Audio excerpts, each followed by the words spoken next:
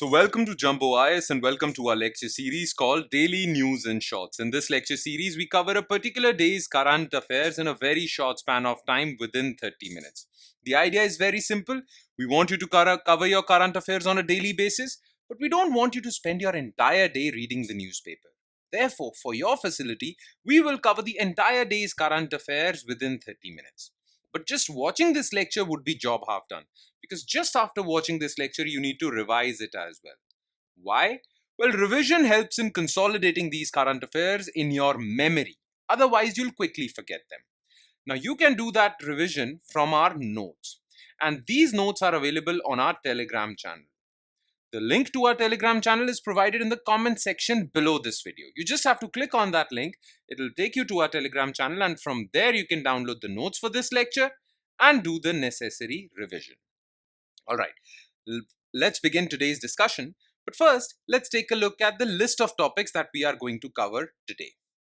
So number one, we'll talk about Sudan virus or Sudan virus disease. Recently, WHO has said that Sudan virus disease outbreak has happened in Uganda and other East African nations. So what is this Sudan virus? We'll talk about this.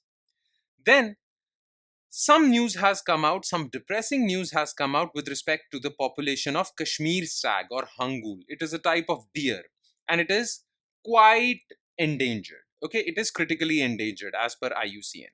So what is this Kashmiri stag Hangul? We'll talk about this. Then we'll talk about expansion of skilling footprint. Recently, National Skill Development Corporation has announced different institutes for skilling in India. Okay, so we'll talk about this, and in the end, we'll talk about 8th Indian Ocean Conference. This is being organized in Oman, the capital of Oman, Muscat. Okay, and we'll talk about Indian Ocean region and its significance. Okay, so these are the four very light topics that we are going to cover in today's lecture. Today's lecture is going to be very light. Okay, good news for you all. All right, let's begin today's discussion with topic number one, which is Sudan virus. So the Ugandan government and the World Health Organization recently confirmed an outbreak of Sudan virus disease. Now, why is it called Sudan virus? Because its first outbreak, okay, happened in 1970s. So this virus was first seen in 1970s in Sudan. Well, basically in southern region of Sudan, and that southern region is now a separate country. It's called South Sudan. But back then in 1970s, it was Sudan. That is why it is called Sudan virus. Okay.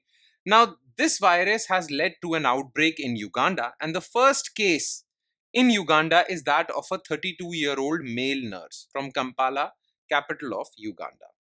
All right. Now, we need to know what this Sudan virus is. All right. So, Sudan virus, it is a type of virus which leads to or causes hemorrhagic fever. Okay. So, this virus causes a disease which is known as Sudan virus disease, and it leads to hemorrhagic fever. Now, hemorrhagic fever, what is hemorrhagic fever? Fever, we all know, rise in your body's temperature. But hemorrhagic means that it leads to bleeding and mostly internal bleeding. Okay. So this is a type of fever that causes internal bleeding also. Your organs start to bleed and everything starts to bleed, and in severe cases, it might lead to death also. Clear? Now, about this virus, okay, we know what SVD does. It causes hemorrhagic fever, a fever in which there is internal bleeding. But as far as this virus is concerned, so it is a virus that belongs to Orthobolavirus genus or Orthobolavirus family. And it is the same family to which Ebola virus belongs. Ebola virus, very famous virus, okay, and it is quite endemic in Africa. Mostly it infects people in Africa, but it was a very big talking point like 5 or 10 years back. Ebola virus was a big threat back then. Nonetheless, Sudan virus disease is basically, or Sudan virus is basically from the same family as Ebola virus. Okay. Now, this virus, Sudan virus, was first identified in 1976 during an outbreak in South Sudan. What are its symptoms? Initial fever, body aches, fatigue, progressing to diarrhea, vomiting, and internal bleeding. This is the most dangerous thing. Okay. And this is what we call hemorrhage. Okay. Now, Laboratory testing is crucial for diagnosis. You cannot know whether you are infected with SVD or Sudan virus unless you give your lab test. Okay. And strict containment is essential to prevent outbreak. Okay. Lockdowns are essential to contain the spread of this virus. Plus, if a person is diagnosed with Sudan virus disease, he or she needs to be isolated because you run a risk of spread. Now, how does it spread? Direct contact with infected bodily fluids, contaminated objects, infected animals. Okay, much like Ebola, much like COVID also. Right? Now, more on this virus. So, how is this virus treated? Well, if you are infected with SVD, there is no approved vaccine or there is no approved medicine for this disease. Okay, there is no antiviral treatment, no approved vaccine. Then what do you do? Well, the only treatment that is available is symptomatic treatment. That means you just control the symptoms. Okay. So if you have fever, you're given paracetamol to control your fever. If you are showcasing internal bleeding, well, then you are given blood thickeners. Okay. So that your blood thickens a little bit and internal bleeding stops. Basically, you do not target the virus, you only control the symptoms. That's the only treatment protocol that is available. Now, how is this virus similar to Ebola? Well, it belongs to the same family of viruses that cause hemorrhagic fever. Ebola also has similar symptoms and similar mode of spread. All right, that's all. That's all you need to know as far as Sudan virus disease is concerned. Okay, and we'll quickly shift to second news item, which is Kashmir, Stag, and Hangul. So, scientists at CSIR Center for Cellular and Molecular Biology have highlighted the need for minimizing human disturbances such as livestock grazing and herder movement during the mating season and birthing season for Hangul deer living in Himalayas. Okay, so this is Hangul deer and it is a very shy animal. Okay, as soon as this animal spots any human activity, they just run away. They are very shy. Now, their mating season is between October to December and they give birth between April to May. During this season, if there is any human disturbance in their habitat, they don't mate at all. They run away. Okay. Now, CSIR CCMB says that because of this, because of high human disturbances in their region, in their habitat during their mating season, these deers, these hanguls, are not being able to properly mate, and this is affecting their population numbers. The problem is that their population is already very low. Okay, that is why this hangul is critically endangered. Okay, this is a big news. This is the news why hangul. This is the reason why hangul were in the news. So let's know more about hanguls. Okay, also known as Kashmiri stag. It is a subspecies of Central Asian red deer. Okay, whose technical name is Cervus hanglu hanglu. Now, this deer is endemic. That means it is only found in Kashmir and northern Himachal Pradesh. This deer is so important for Kashmir that it is also the state animal of JNK. Now, their population used to be 3,000 to 5,000 during the 1940s, but it declined to just 289 in 2023. Okay, just 289 hanguls are left in the wild. That is why people are worried about their population numbers. And that is why, because of such low numbers, they have been given the IUCN status of critically endangered. Now, where are these Kashmiri stag found? Well, their habitat is generally dense riverine forests, valleys, and mountainous regions.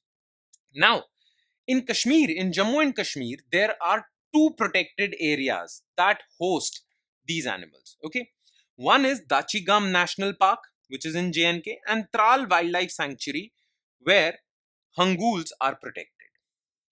Okay, now why is their population dwindling? Why do they face so much threat? Okay, what are the reasons behind their declining population? First of all, their habitat destruction, deforestation, and land encroachment due to urbanization. Then, overgrazing. Okay, generally, many local tribes like Gujars, Bakarwals of the Kashmir region, they take their animals for grazing. This basically destroys their habitat. Okay, plus, as I've told you before, these animals are shy, so they abandon that habitat. Clear? Then Hunting is a big problem. Human disturbances which disturb their mating and reduce their population, and climate change. Because climate change affects their habitat, affects their food availability, because these animals are herbivores and they require dense forests, okay, to feed on. So if their habitat is being destroyed because of climate change, well, their numbers are going to get destroyed. All right.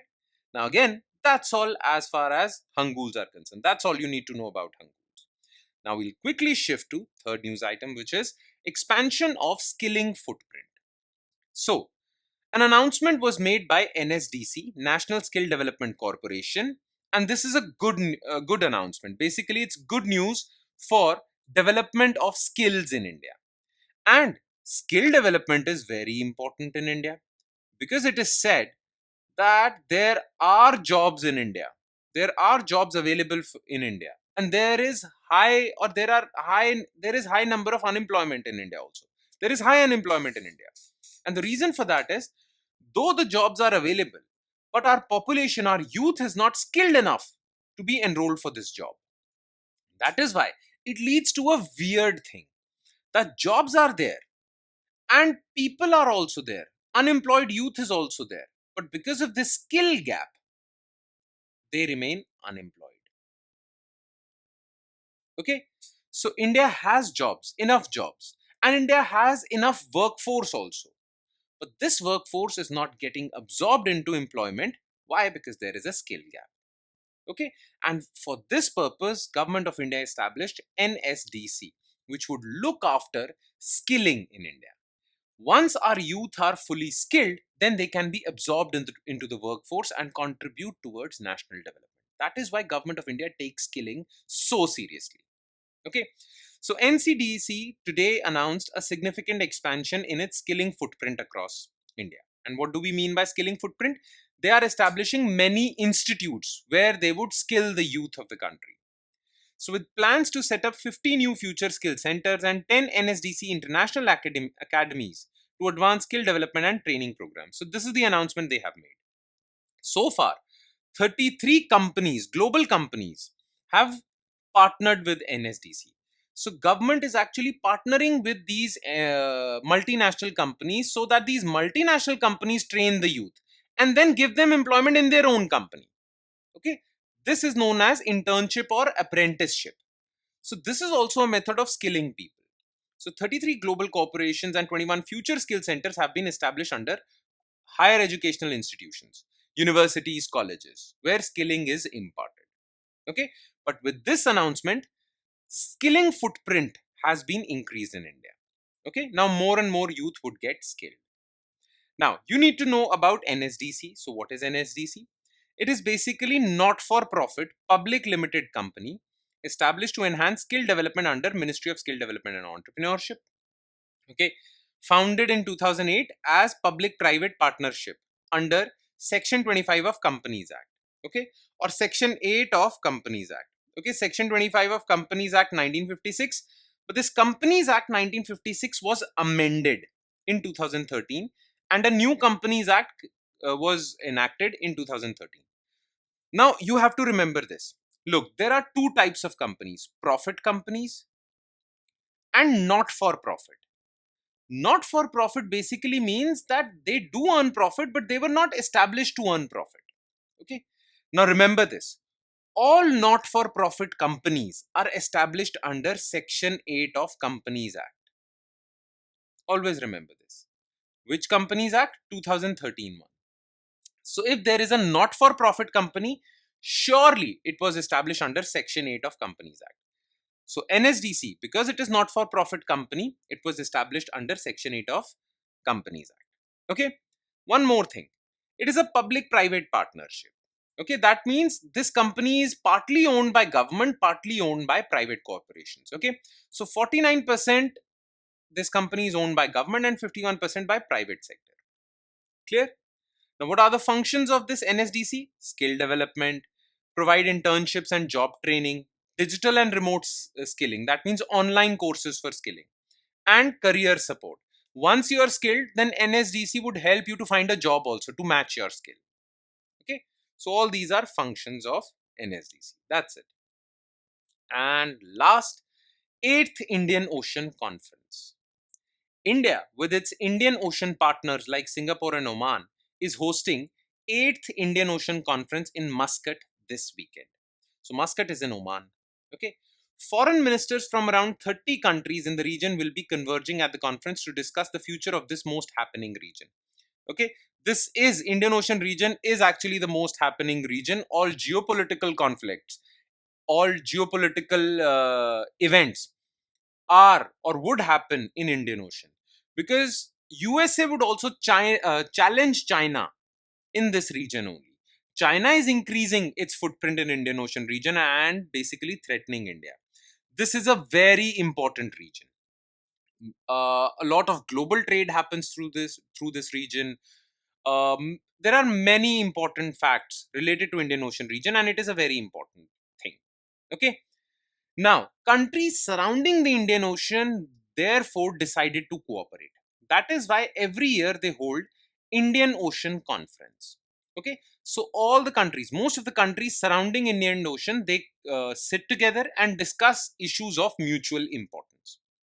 Okay, so the 8th Indian Ocean Conference of 2025 is being held in Oman. Okay, Muscat, Oman. All right, the previous one was in Australia, Perth, Australia. Australia also shares its coastline with the Indian Ocean region. That's why Australia is also an interested party. That's why the 7th Indian Ocean Conference was in Perth, Australia. Any which way, we need to know about Indian Ocean region. Okay, so about Indian Ocean region. So this is the third largest ocean in the world. Okay, and it connects Asia, Africa, and Australia. Now, there are about 38 countries that border Indian Ocean. 13 are in Africa, 22 in Asia, and 1 in Oceania. Oceania, well, Australia. Okay. Oceania is basic. Australia and New Zealand form a continent of their own. Okay. Though they are, Australia is a separate continent, but Australia, New Zealand, and the Pacific Islands are together known as Oceania. So this one country in Oceania is Australia. Okay. Plus, England, okay, UK, I should say, and France have their island territories. They have their islands. Okay, they own some islands in Indian Ocean region. Okay, France owns Reunion Island. UK owns Diego Garcia. All right. So UK and France have some territories in the Indian Ocean region. That is why two European countries are also bordering Indian Ocean region. Okay, remember this fact: 38 countries. Okay. Now, the significance of Indian Ocean region is that it facilitates 70% of global container traffic. Okay, 90% of India's energy imports come from Indian Ocean region. So it is very significant for India. All right. Now, you need to know some information about Indian Ocean Conference also. This conference that is held annually. So here are some facts. It is an annual international conference that focuses on geopolitical, economic, and strategic importance of the Indian Ocean region. The conference brings together policymakers, scholars, business leaders, civil society. So basically, in this conference, not just the government leaders are invited. Well, civil society members, business leaders, scholars are also invited. Okay. Now, the first edition of this conference was held in 2016 in Singapore. The last, 7th edition, was in Perth, Australia, and the current edition, 8th edition, is in Muscat, Oman. Okay. That's it. That's all you need to know as far as February 15, 2025's current affairs are concerned.